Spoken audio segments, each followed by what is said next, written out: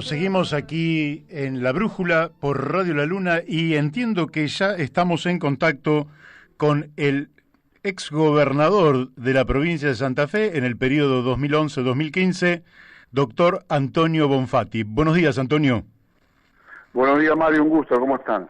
Bueno, para nosotros también un gusto poder charlar contigo y quiero decirte que cuando hoy difundí el programa, si algo realmente tuvo repercusión, es la preocupación, por lo menos en el marco de un conjunto de nuestros oyentes, del tema Vicentín allí en Santa Fe.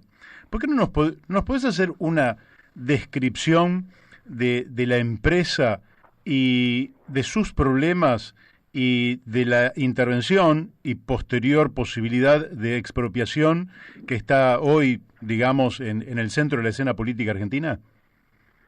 Bueno, esto es una empresa que tiene ya 90 años de historia, tercera generación, de rubros muy diversos.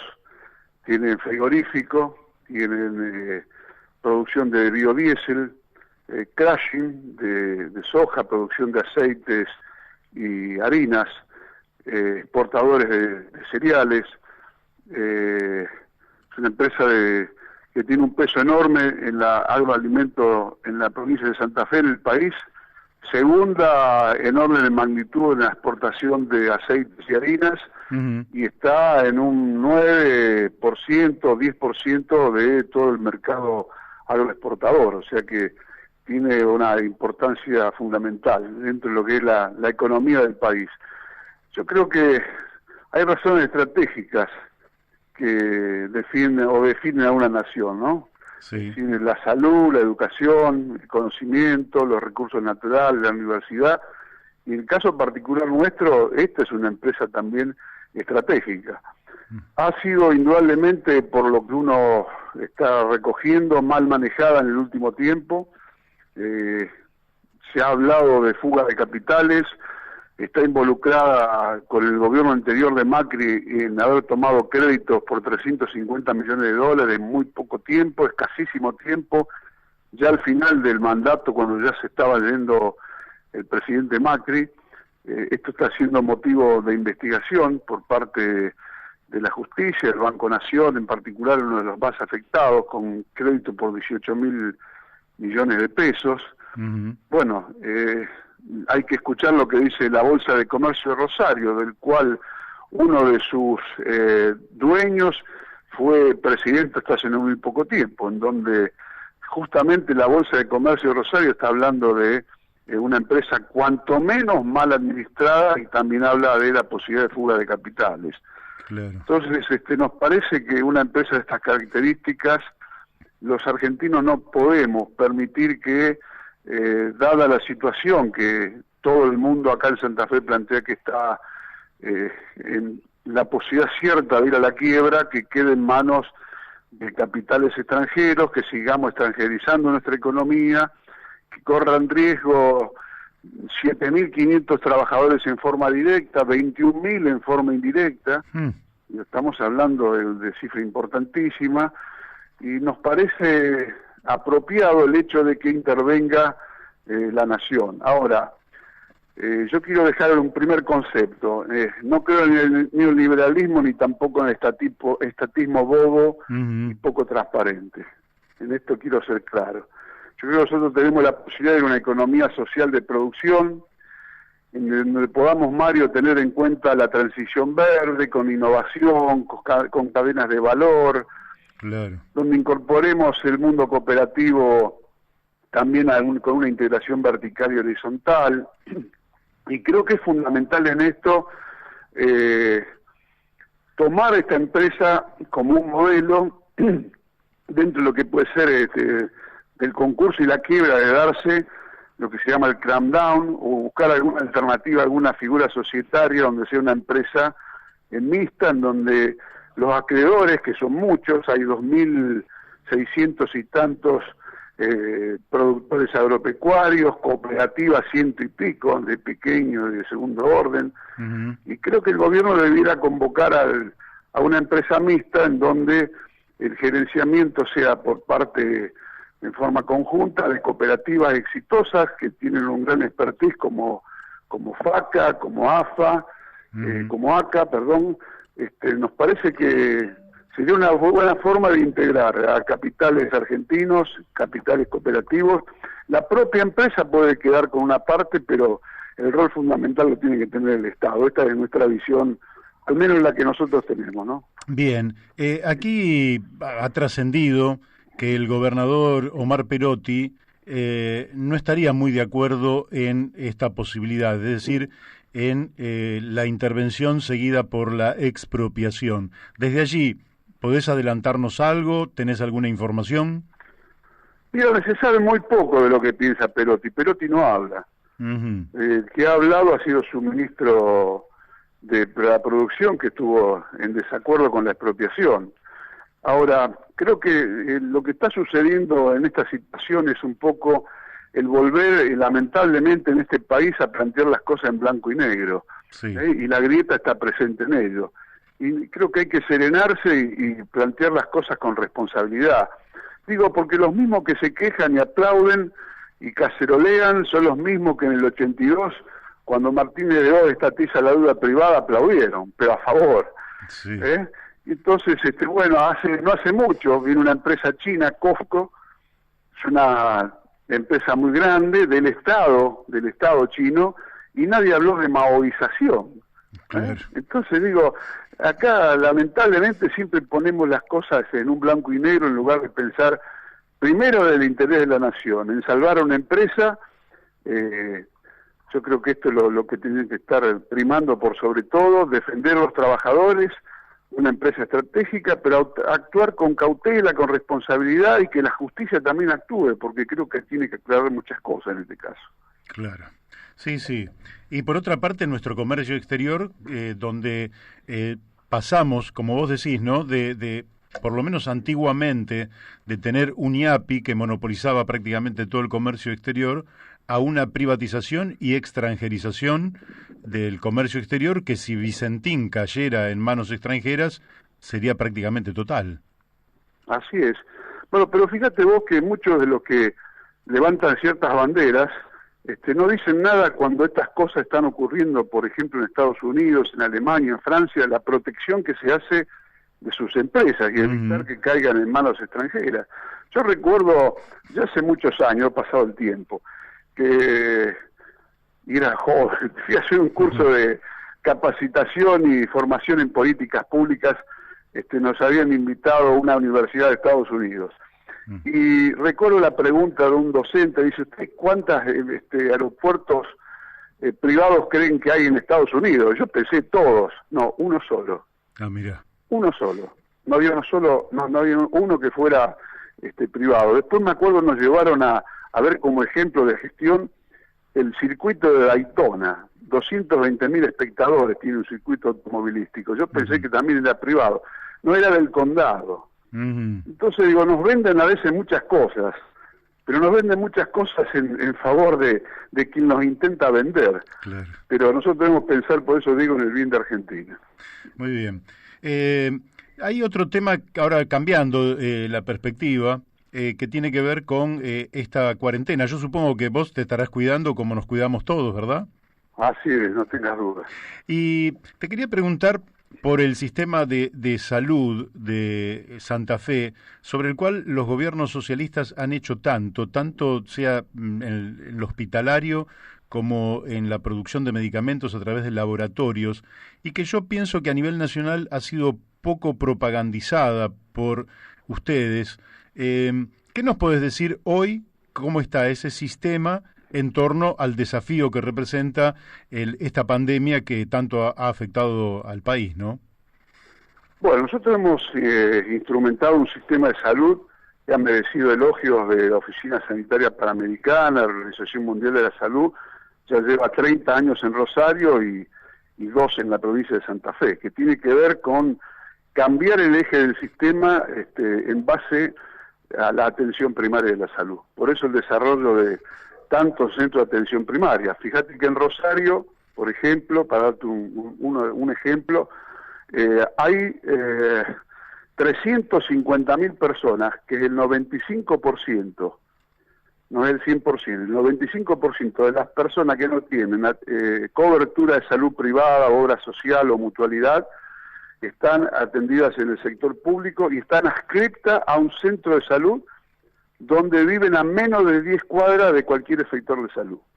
O sea que están adscriptas, quiere decir que están controladas en un centro de atención primaria de salud, donde hay un equipo que está tipificado, que conoce a todos los vecinos de su barrio y que interactúa permanentemente con ellos. Nosotros partimos de una mirada de que la salud es una construcción colectiva y que tiene que ver no solamente cuando uno la pierde, que se acuerda que tiene que ir a consultar, sino cómo el centro de salud interactúa con la gente, propiciando el agua potable, la cloaca, el mejor hábitat, la recolección de residuos, la participación de la gente, el deporte.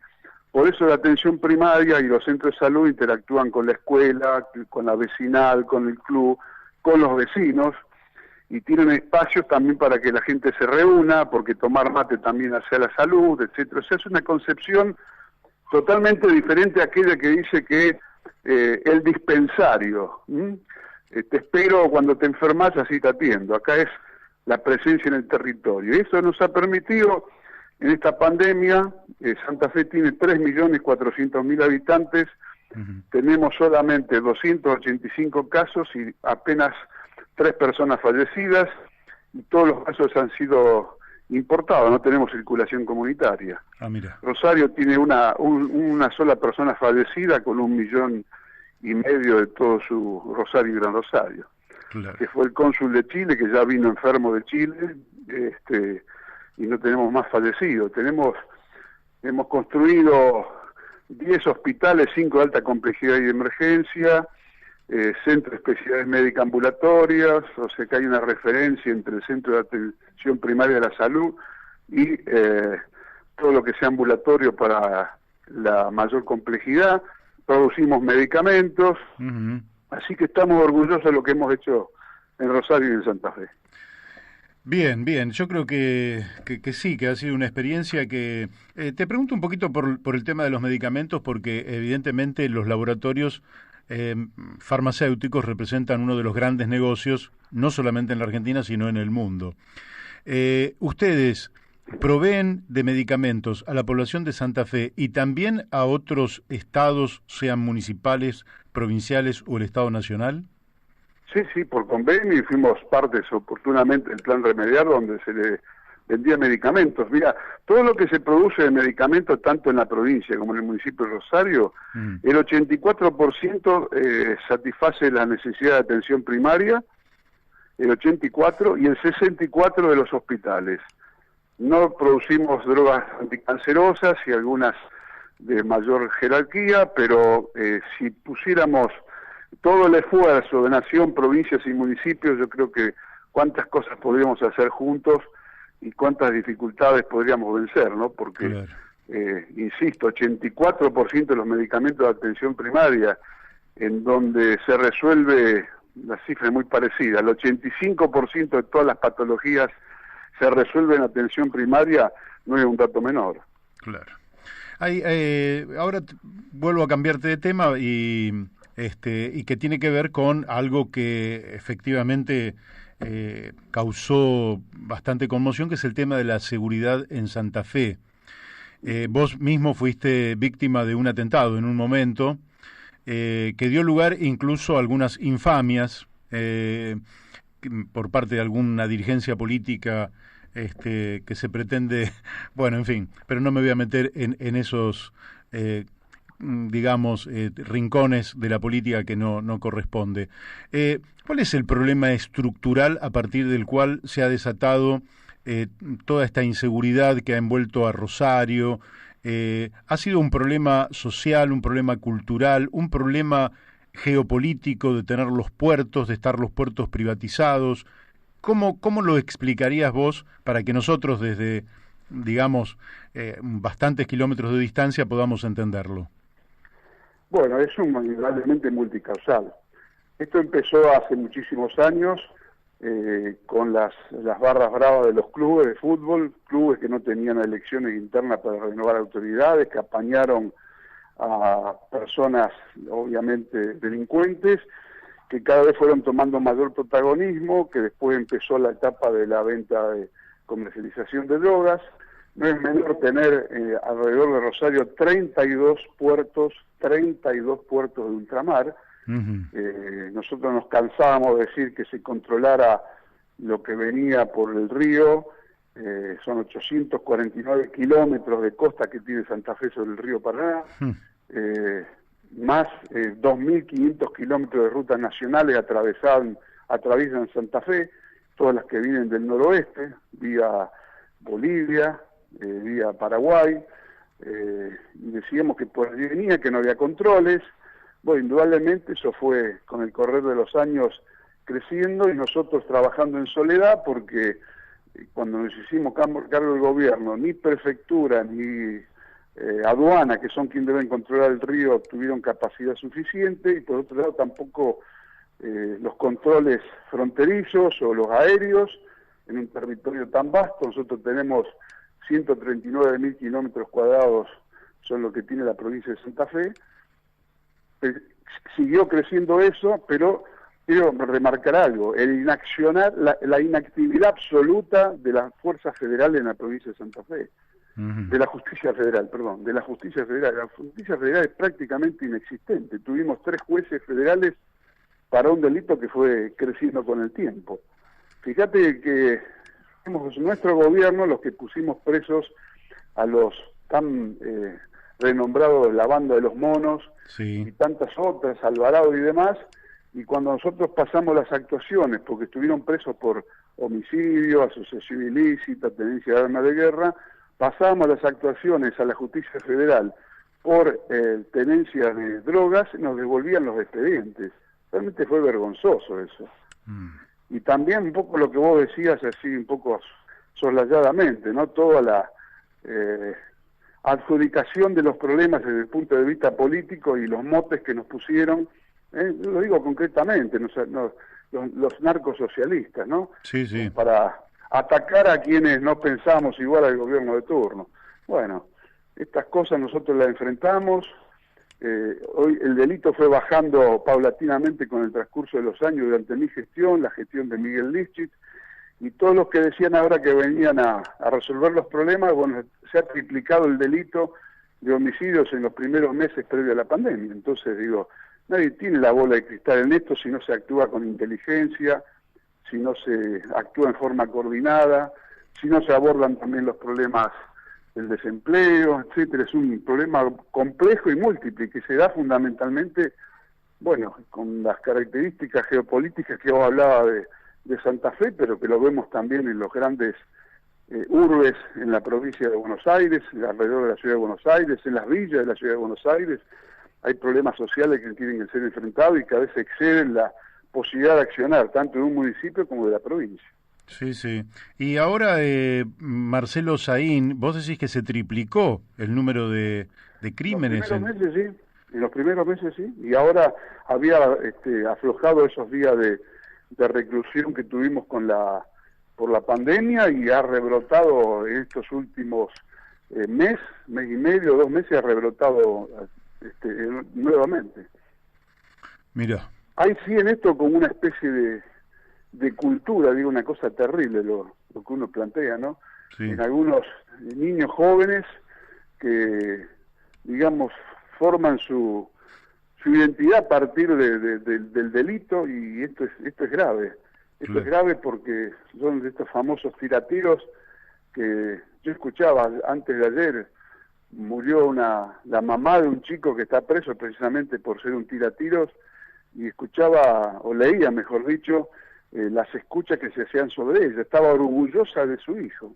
Amigo. Digo, esta es una cultura que ha permeado lamentablemente en muchos actores, y esto tiene que ver con que debemos esforzarnos por darles prioridades a estas cuestiones sociales, ¿no? Claro. Bueno, voy al último tema, y ya con esto te voy liberando. Desde ya te adelanto mi agradecimiento por este tiempo que nos has dedicado, pero favor, que tiene que ver con el tema político, ¿verdad? Es decir, aquí se ha abierto una famosa grieta ya donde efectivamente da la impresión de que se tuviera que estar de un lado o del otro lado, porque en el medio o por fuera de estos polos, todo sería un gran vacío, todo sería insustancial, y bueno, algunos, como mi caso, creemos que efectivamente se puede construir algo alternativo.